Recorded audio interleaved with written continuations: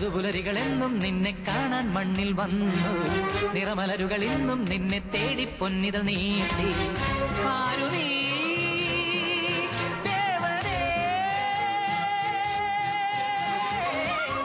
ആകാശത്താമര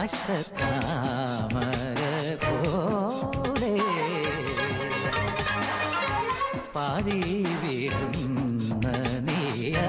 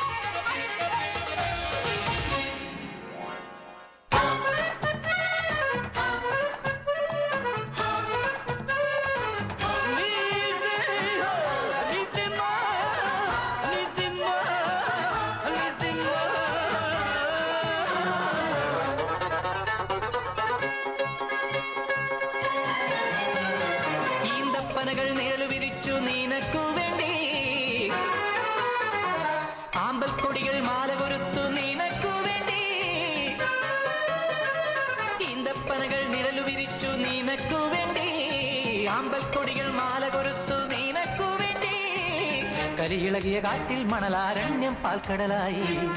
അലമാലകൾ തങ്കക്കാൽത്തള തീർത്തു നിനക്കു വേണ്ടി. ആരു നീ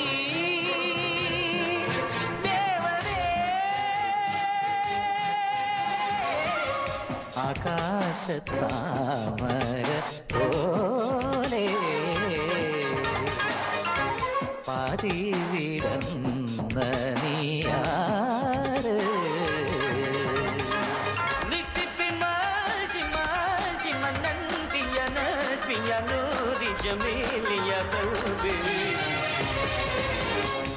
ആലോല പൊൻപീലി പോലെ പാറിപ്പറന്ന നീയാര്.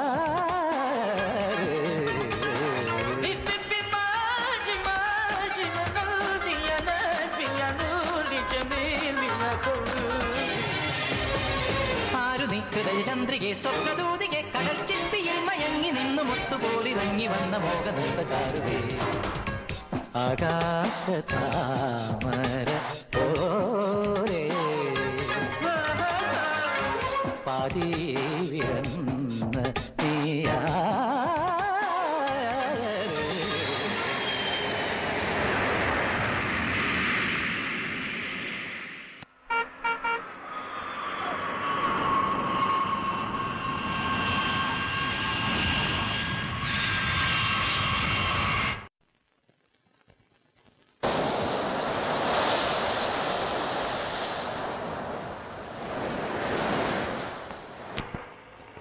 ഇന്നലെ രാവിലെ ഞാൻ ജബലാലിന്ന് ഫോൺ ചെയ്തപ്പോഴും പൽപ്പന ചേച്ചി എന്നോട് പറഞ്ഞതാ എയർപോർട്ടിൽ വരാന്ന്. നമ്മൾ വീട്ടിലേക്കാണല്ലോ പോകുന്നത്. അത് ശരിയായൊരു ഉത്തരവല്ലല്ലോ. അതൊക്കെ പോട്ടെ, ഒരുക്കങ്ങളൊക്കെ ആയോ? എനിക്ക് 3-4 ദിവസം മുമ്പ് വേണമെങ്കിൽ വരാമായിരുന്നു. പക്ഷെ ഞാൻ വേണ്ടെന്ന് വെച്ചു. വന്നാ ചിലപ്പോ എന്റെ കൺട്രോള് പോയി ഒന്നവളെ കാണണമെന്ന് തോന്നിയാലോ. ഫോട്ടോ ചിക്കൻ മസാലയെ വീണപ്പോ തന്നെ ഞാൻ വിചാരിച്ചു ഇതൊരു പുതുമയാവട്ടെ. കല്യാണ പെണ്ണിനെ കല്യാണ പന്തൽ ആ നിമിഷം ആദ്യമായി കാണുക, അതൊരു ത്രില്ലല്ലേ. മോനേട്ടൻ കുട്ടിയെ പറ്റി ഒന്നും പറഞ്ഞില്ല. ധാരാളം സംസാരിക്കുന്ന ടൈപ്പാണോ അതോ മിണ്ടാ പൂച്ചയാണോ? ഫ്ലൈറ്റ് ടേക്ക് ഓഫ് ചെയ്യാനുള്ള അനൗൺസ്മെന്റ് കേട്ടപ്പോ ഞാൻ ഓടുകയായിരുന്നു. അതുവരെ ചില ചില്ലറ ഷോപ്പിങ്ങിൽ ഞാൻ മുഴുകിയിരിക്കുകയായിരുന്നു. ഭംഗിയുള്ള ചില ലേഡീസ് വാച്ചുകൾ, കമ്മലുകൾ. ആർക്കാണെന്ന് പറയണ്ടല്ലോ. എന്റെ കൂടെ ജോലി ചെയ്യുന്ന രാമനാട്ടുകരയിലുള്ള ഒരു വാസുദേവൻ, അവൻ പെണ്ണിന്റെ കഴുത്തിൽ താലി കെട്ടിയപ്പോ കൈവറച്ചത് അവിടെയൊക്കെ പാട്ടാ.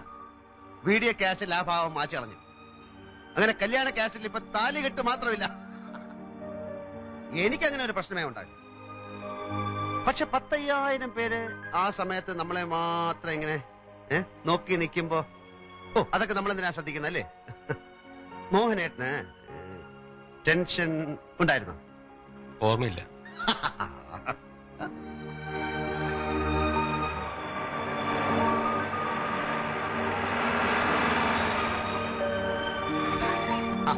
ഞാൻ വെറുതെ ഓർത്തു കാറ് വന്ന് നിൽക്കുമ്പോ ആദ്യം കാണുന്ന അമ്മാവനെ ആയിരിക്കും. നിന്റെ യാത്രയൊക്കെ സുഖമായിരുന്നോ? ഓ ബാല, ഈ സാധനമൊക്കെ എടുത്ത് അകത്ത് വെക്കി. പന്തല് കൊള്ളാം, കുറച്ചുകൂടെ അലങ്കാരങ്ങളാകാമായിരുന്നു അല്ലേ? നീ അകത്തോട്ട് കയറി. ഒരു കല്യാണത്തിന്റെ തലേദിവസം കാണേണ്ട ഒച്ചയും ബഹളവും ഒന്നും ഇവിടെ കാണുന്നില്ലല്ലോ.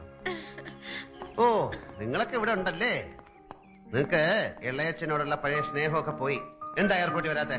അതിന് ശിക്ഷയുണ്ട്. ചോക്ലേറ്റ്സ് ഉടുപ്പൊന്നും തരില്ല. എവിടെ അമ്മ? റൈറ്റ് ടൈമിന് ഫ്ലൈറ്റ് എത്തിയോ? കുശല പ്രശ്നങ്ങളിൽ എനിക്ക് തൽക്കാലം താല്പര്യമില്ല. പൽപ്പിനി ചേച്ചി എന്നെ വഞ്ചിച്ചു. മാധവിയമ്മ കുറച്ച് ചായ ഹീറ്റർ ഓൺ ചെയ്തിട്ടുണ്ട്, ചെന്ന് കുളിക്ക്. ഈ തണുത്ത സ്വീകരണത്തിന്റെ അർത്ഥം എനിക്ക് മനസ്സിലാകുന്നില്ല. അറിഞ്ഞോ അറിയാതെ ഞാൻ എന്തെങ്കിലും തെറ്റ് ചെയ്തോ?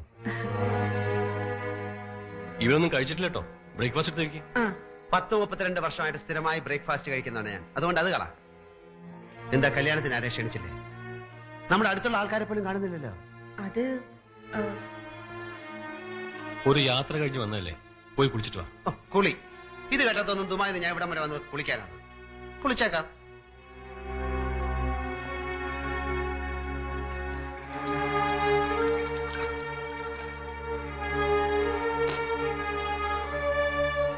കുളി കഴിഞ്ഞു, ബ്രേക്ക്ഫാസ്റ്റ് കഴിച്ചു. ഇനി ഞാൻ എന്താ ചെയ്യണ്ടേ? നിനക്ക് 2 മാസത്തെ ലീവ് ഉണ്ടെന്നല്ലേ പറഞ്ഞത്? അതെ, പക്ഷെ ആ കുട്ടിയുടെ വിസ ശരിയാവുകയാണെങ്കിൽ അതിനു മുമ്പ് കിടക്കും. അവിടെ ഫുൾ ഗ്യാങ് കാത്തിരിക്കുകയാണ്.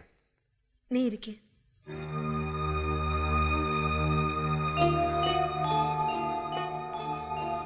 എല്ലാം ശാന്തമായി ക്ഷമയോടെ നീ കേൾക്കണം. ഒന്നും സംഭവിച്ചിട്ടില്ല എന്ന് തന്നെ വിചാരിച്ചാ മതി. അല്ലെങ്കിൽ സംഭവിച്ചതൊക്കെ നിന്റെ നന്മ കൊണ്ടാണെന്ന് കരുതിയാ മതി. കല്യാണത്തിന് ശേഷമായിരുന്നെങ്കിൽ എന്തായിരുന്നു എന്റെ സ്ഥിതി? 2 മാസം ഉണ്ടല്ലോ. പത്മിനി ചേച്ചി നിനക്ക് വിശ്വാസം ഉണ്ടെന്ന് അറിയാവുന്നതുകൊണ്ട് പറയാണ്. ഇതിനേക്കാൾ നല്ലൊരു പെൺകുട്ടിയെ നിനക്ക് ഞങ്ങൾ കണ്ടുപിടിച്ചു തരും. ഇന്നലെ രാത്രി ഫോൺ വരെ ഉണ്ടായത് അവരുടെ വീട്ടിൽ നിന്ന്. ആ കുട്ടി മറ്റാരോ ആയി സ്നേഹത്തിലാണെന്നും അയാളുടെ കൂടെ ആരും അറിയാതെ ഒളിച്ചോടിപ്പോയെന്നും.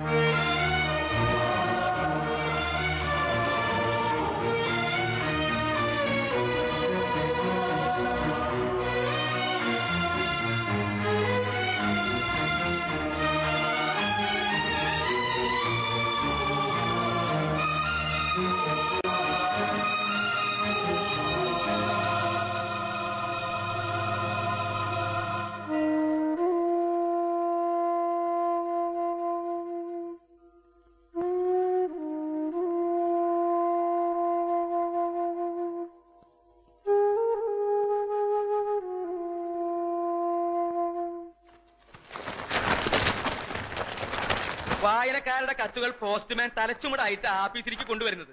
അതിന് കുറച്ച് ഞാനും എടുത്തു. എല്ലാവരും ഞെട്ടിയിരിക്കുക.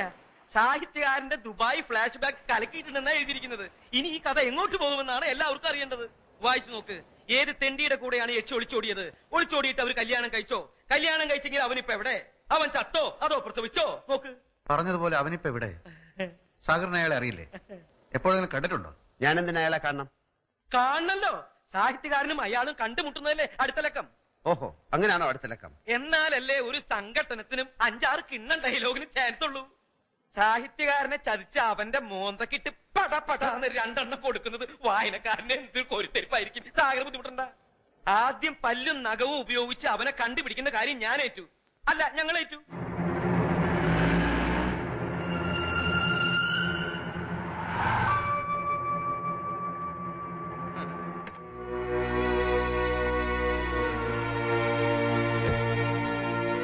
ഞാൻ മഞ്ചാടി വാരികയുടെ മുതലാളി മാമച്ചൻ. മാമച്ചൻ മുതലാളി എന്ന് വിളിക്കും. ഇത് തഹസിൽദാർ രാമകൃഷ്ണൻ. വിശേഷിച്ച്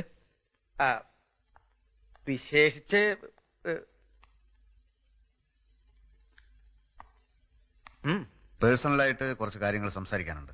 ആളിനെ അന്വേഷിച്ച് കണ്ടുപിടിക്കാൻ ഞങ്ങൾ ചില്ലറയൊന്നുമല്ല പാടുപെട്ടത്. കാറ് കൊണ്ടുവന്നിട്ടുണ്ട്. നമുക്ക് പുറത്ത് എവിടെങ്കിലും പോയിരുന്ന് വിശദമായിട്ട് സംസാരിക്കാം. കാര്യം എന്താ? കാര്യം ഇവരിവിടെ നിൽക്കുമ്പോ ഭാര്യയുടെ മുമ്പിൽ വെച്ച് പറയാൻ പറ്റിയ വിഷയമല്ല. അതാ ഞങ്ങൾ കിടന്ന് പരുങ്ങുന്നത്. നിങ്ങൾ കാര്യം പറയും മിസ്റ്റർ. സാഗർ കോട്ടപ്പുറത്തിന്റെ ഗസറ്റഡ് യക്ഷി വായിക്കാറുണ്ടോ? ഇല്ല. ഓ, അതെന്റെ മഞ്ചാടിയിലെ തുടരനാ. ഗസറ്റഡ് യക്ഷി എന്ന് വെച്ചാൽ തഹസിൽദാർ പ്രിയദർശിനി, പഴയ പ്രിയദർശിനി. ഇവൾ നായകനെ ചതിക്കുന്നു എന്ന് വെച്ചാ കല്യാണത്തലേന്ന് കാമുകന്റെ കൂടെ ഒളിച്ചോടുന്നു. നോവൽ അവിടെ സഡൻ ബ്രേക്ക് ഇട്ട പോലെ നിൽക്കുക. ഒളിച്ചോടിയിട്ട് പിന്നെന്താ സംഭവിച്ചത്? ആ കാമുകൻ വേറെ പെണ്ണ് കെട്ടിയെന്ന് ഇവിടെ വന്നപ്പോ മനസ്സിലായി. അതെങ്ങനെ സംഭവിച്ചു? ഇതന്വേഷിക്കാനാണോ കാർ എടുത്ത് പുറപ്പെട്ടത്? നിങ്ങൾ കാരണം വിദ്യാസാഗർ എന്ന ചെറുപ്പക്കാരന്റെ ജീവിതം തൊലഞ്ഞു. ഇറങ്ങണം മിസ്റ്റർ. വീട്ടിൽ നിന്ന് ഇറങ്ങാൻ. കെസറ്റ് ചേച്ചിയുടെ അടുത്ത വന്നേ.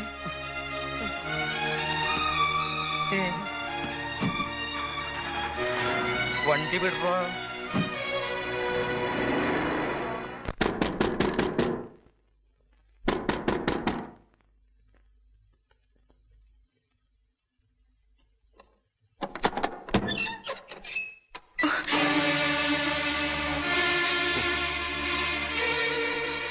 ഞാൻ പഴയ വിദ്യാസാഗർ.